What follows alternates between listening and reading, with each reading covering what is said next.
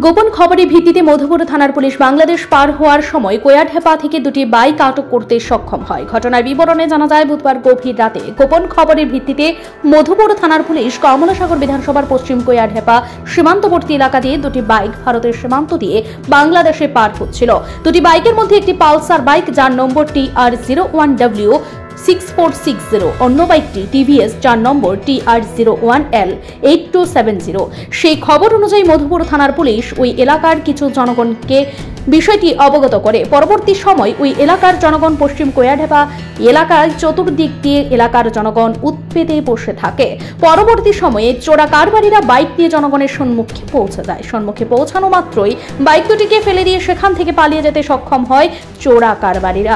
পরবর্তী সময়ে বাইক দুটিকে মধুপুর থানার পুলিশ উদ্ধার করে থানায় নিয়ে আসে। তবে বাইক দুটি অন্য কোনো জায়গা থেকে চুরি হয়েছে কিনা বা ওদের কোনো মিসিং ডায়েরি রয়েছে কিনা তা তদন্ত চালিয়েছে মধুপুর থানার পুলিশ।